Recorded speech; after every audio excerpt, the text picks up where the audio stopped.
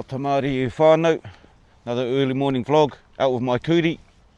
This morning's vlog we're going to talk about some of the nights we didn't happen to take our piece of wood out with us. So these are going to be some of the occasions that we don't get to come home safe. So on this particular occasion, yeah, all right, we'll go to the first time I ever went to men's prison. So I was 17 years old, just turned 17, and it's the first time I'd gone to Pentridge. So I'll give you a bit of a rundown of how just how the process sort of goes. I gave you a rough idea last time, but this time I'll throw up some maps and I'll give you a much more detailed version. But first we'll get to how we get to Pentridge. So would have been what, 96, 97ish. I'm 17 years old anyway, we'll put it to you that way. We'll work the rest out later. We were in, me and a couple of my bros, Tommy the gun, and we'll call the other guy Lucas. Lucas and Tommy. So me, Tommy and Lucas, we're in let's just say we're in a Mazda or Telstar or something, cruising around just as we're doing our normal thing. Just loitering with intent, looking for either, soft targets or just another car to replace the one we're in with. And just carry on with the plan is how it sort of went. And so on this particular day, we were in Vic Market. Must be Victoria Street. Is that Victoria Street? Nah, I'm not too sure. Whatever the street is, I'll work it out on the maps. So we're just across the road from Vic Market.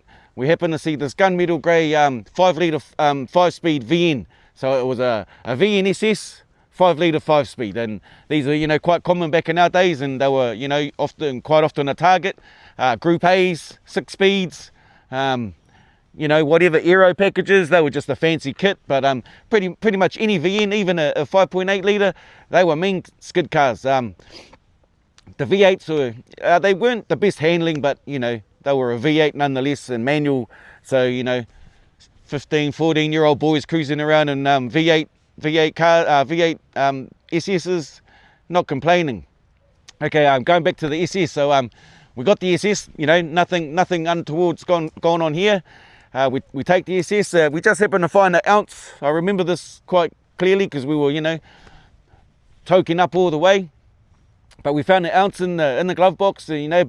Bit of change, quite a bit of change in the glove box. I remember, just some random perks you find in the car borrowing game.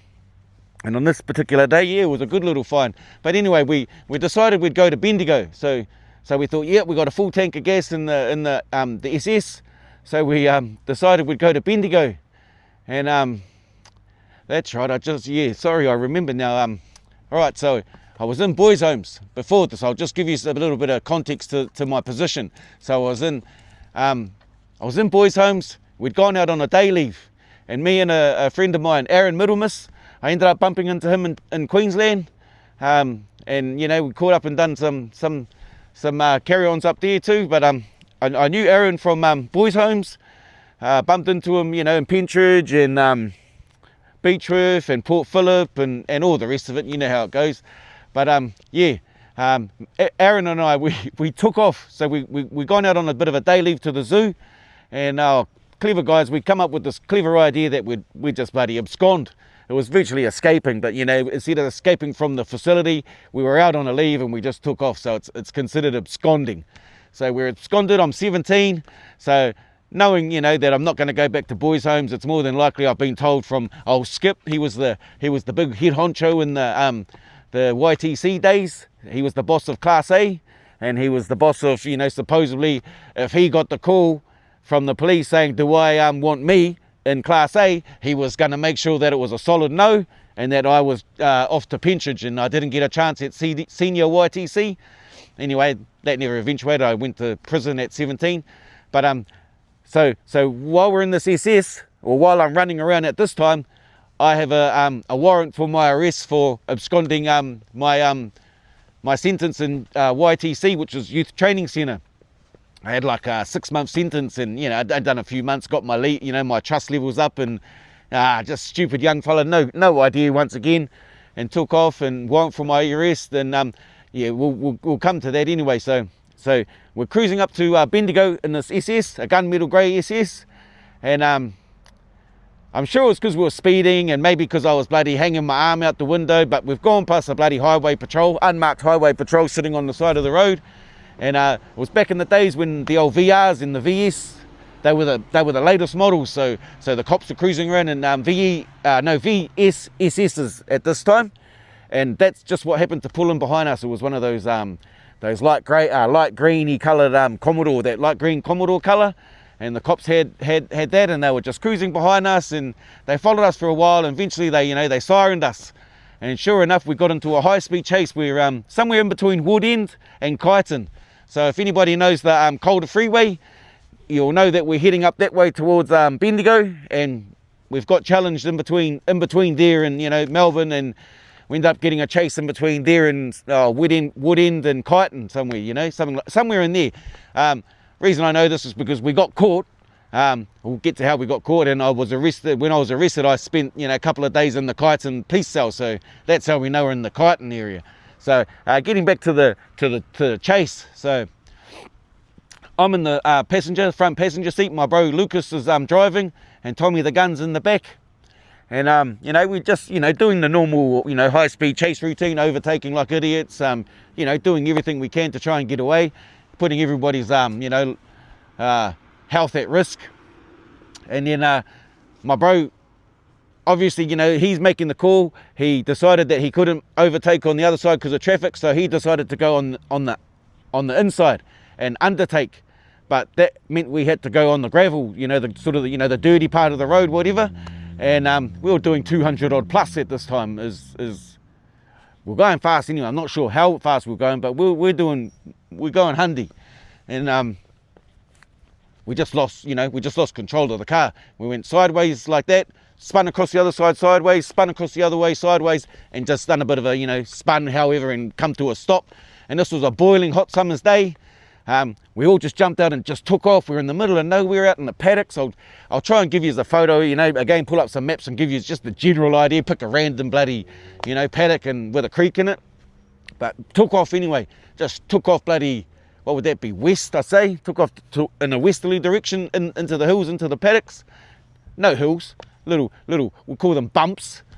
Yeah, come across a creek, and me and the bro tried to hide in the creek.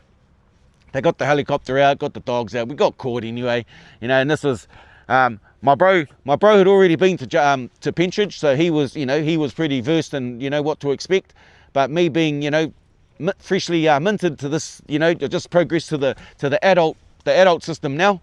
So we're going to Pentridge for the first time, so I had to go through the process for a first time ever. So we'll get to how you come down Bell Street, and then you come up, you turn a left, and you go down past it was these fields, like footy fields and stuff. And you go past the footy fields, turn left at the roundabout, and then you'd come into the Sallyport gate. So they'd open one gate or roller doors, you'd drive in, bang, the roller door would shut.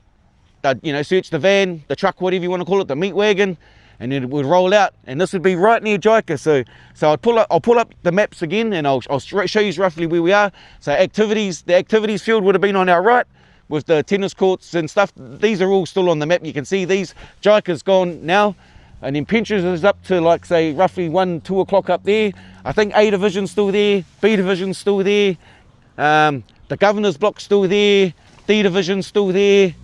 I think that's G Division, the La Gactal Shuffle. I think that's G Division. I'm not sure. We'll talk about it on the maps anyway. I'll give you a bit of a rundown. We'll talk about the Governor's Block. With any of you guys back in the days, if you remember the days of remissions, you would remember if you got in trouble, the governor could take remissions off you. And I remember one particular time on my first ever lag for this buddy chase. So this high speed chase that we'd got, I ended up getting 3 months jail for that. So I do 3 months because there's no remissions. Actually, you know what?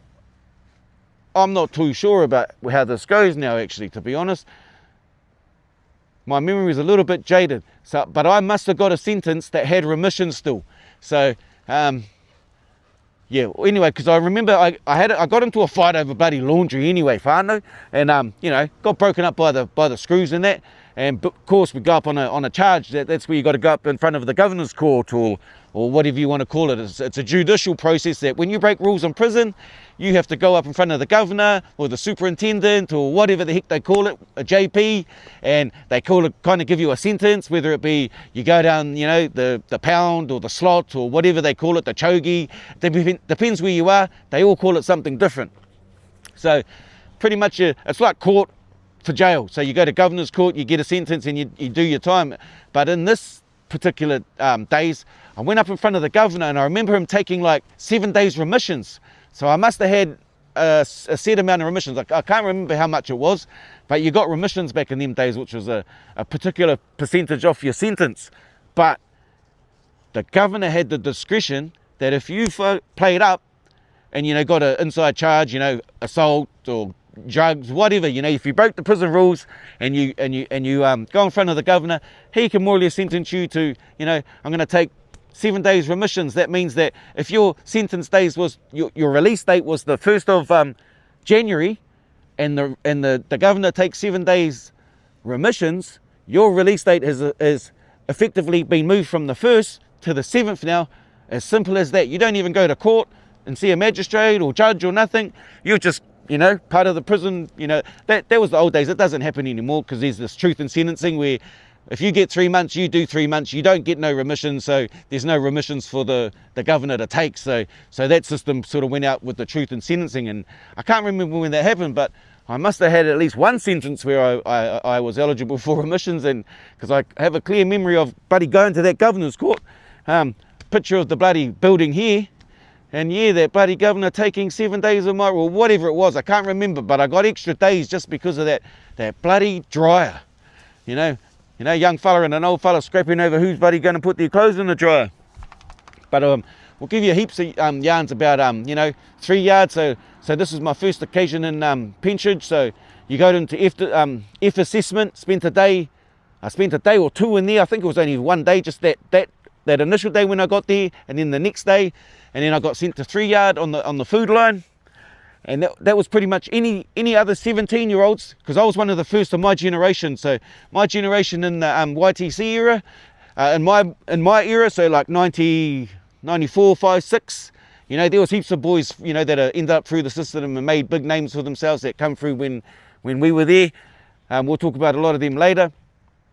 But yeah, I was the first of that group, and probably one of the last that ever got to go to Pentridge, because Pentridge closed down, you know, just a year or two after I first went there. So I first went there, I got a 3-month lag, done that in Pentridge, and then I done another lag. I got a 10-month lag on the next one, and I did that in Pentridge as well. Did a bit of time in B Transit. Again, I'll pull up some maps, worked down in the print shop just next to H Division, and then I ended up going to Beechroof, I think, on that lag, and, you know, did a bit of time up in Beechroof making those bloody chairs. If anyone was up in Beechroof when they took Beechroof back to mainstream in the late 90s, we had to make these bloody chairs, 500 chairs a day. If I could pull a picture up of them, I'll try and show you, but they used to sell them in Target and Kmart and all that carry on, and we used to get paid $18 a week and $20 a week and whatever, $13 a week to make 500 chairs.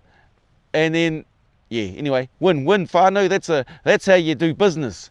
You get your labour cheap, and then you sell your products for top dollar. But that system works because the Victorian system, or you know, just going onto the system, that system actually has a pretty good system compared to all the systems that I've done and been to in Australia and New Zealand. The Victorian prison system's probably one of the better ones. Then probably Perth, then probably Queensland, and then New South Wales. Sorry, brothers, but your system's shit. Your prison system's shit. Your court system's shit. Everything about your state's shit. Nah, except for the good cunts in it. But yeah, your system is shit. Queensland, we'll go into this about, you know, we're going to talk about that in my state of origin. So we're going to rate all the prison systems in a state of origin series. So we're going to rate things like, so sentencing, we're going to rate things like food, quality of life, like say cell-wise, how good's your cells, prison politics, everything, you name it. We're going to, you know, do a bit of a rating, and I'm going to rate everything in my opinion, and we're going to talk about which system is actually the best. And, you know, like all of them have got, like, you know, positives and negatives, and I figured that might be something all the fiends might be interested in. So if you are interested in something like that, definitely get in the comments, you know, all the other stuff, like, subscribe, share. Actually, I'll tell you a quick yarn. I'm not sure how long this is carrying on for, and I apologise if this seems like it's dragging on a bit, but my bro Tommy the Gun, I'll tell you a quick story how we come to be mates. So Tommy the Gun, he grew up on McPherson Street. So if anybody knows Footscray, you got Droop Street, Gordon Street, Geelong Road, and Ballarat. So Ballarat Road and Geelong Road, and my street was in the middle, so pretty much smack bang in the middle of all of those, parallel with Droop and Gordon, at the end of Ballarat Road and Geelong Road, smack bang in the middle of Footscray. Footscray Primary School is at the corner of Geelong Road and Commercial Road. So I lived there, and my bro Tommy lived on McPherson Street, and we used to go to the video shop on the corner of Gordon Street and the fish and chip shop to play Street Fighter. And one bloody day he was bloody playing Street Fighter, and I put my bloody $1 coin up to say, you know how it goes, far no way. You put your coin up on the screen, and that says I'm next. Well, guess what? This little bastard, I turned my bloody back, for like a second. And yeah, this little bastard, fuck, he got me. He swooped that $1 coin, you know, disappeared it, whatever. And then when I turned around, I was like, bro, where's my bloody dollar gone, bro? He's like, what are you on about? I was like, you know, this old one, we know where this is going. Well, long story short, he never knew nothing about no dollar coin, and I never found out where the dollar coin went. All I know is we ended up having a fight over it. So we go out to the back of I'll pull up some maps again. I'll show you the car park at where the Gordon Street video shop was. It was a Video Easy. Ilka's Chicken Shop was there. George's Fish and Chip Shop was across the road. This was the local hang-up for the school. Back in these days, there was no McDonald's across the road.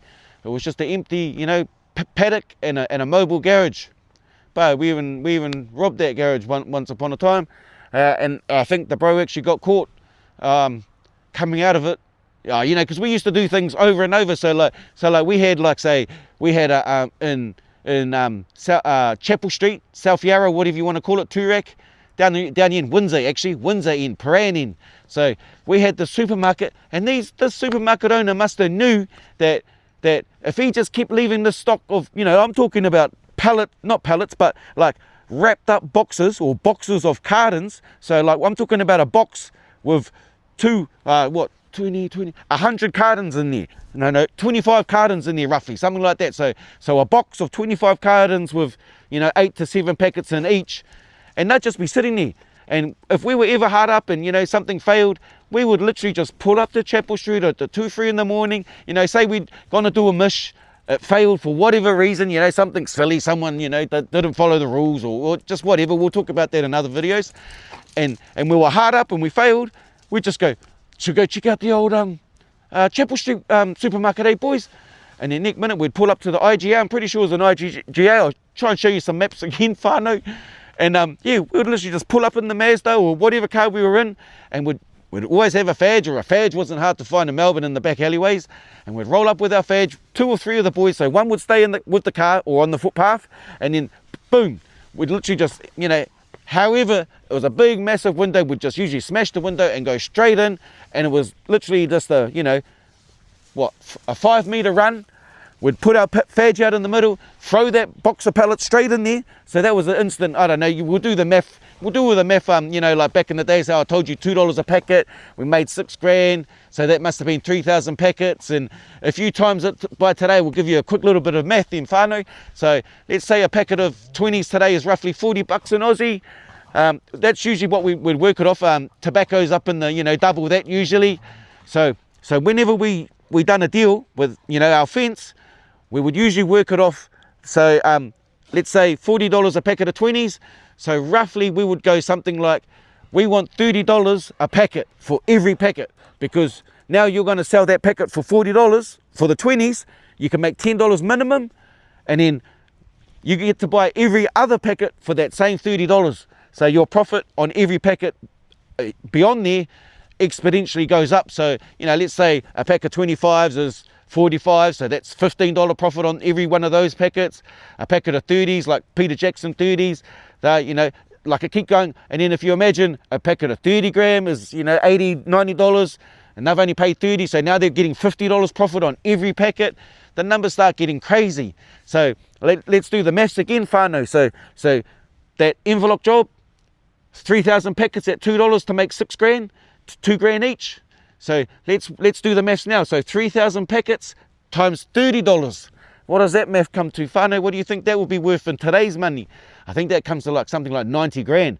You know, it's crazy. So, but they don't keep that much stock in shops these days, or supermarkets these days. It's, you know, let's just say there's only 500 packets in a shop now. So you times 500 times $30. What does that number come to? I think that's like 15 grand just off the top of my head. You can't complain if not endorsing this stuff, whānau. So, but I'm just saying, like, this is why it was so hard to stop doing this carry on, because when you do the maths, so like for me, I do the maths now instantly, and I go, if I go and take out, you know, a supermarket and I get 500 packets, I can sell those 500 packets instantly to my fence at $30 a packet. He can profit, he's doubling his money minimum, you know what I mean? So you work it out, whānau. I go do a, you know, couple of hours work and I can make $15,000. You know, there's especially when you're addicted to the adrenaline. So you know, like, consequence now, it doesn't matter because the adrenaline takes over. I'm addicted to adrenaline. Then the consequence for me is I get a huge payday, and the consequence is if I get caught, I know what the consequence is. Okay, so it comes with occupational hazards. So if I wasn't prepared to do the time, I would never have chosen to do the crimes. But because I was always prepared to weigh up the rewards to the risks, and then there's a third equation, which comes down to how well I apply myself. So if I apply myself and use all the knowledge I have, I can minimize my risk even further. So my reward goes up, my risk comes down. It makes this decision even easier. So that was why I took 30 years to stop this carry on, whānau.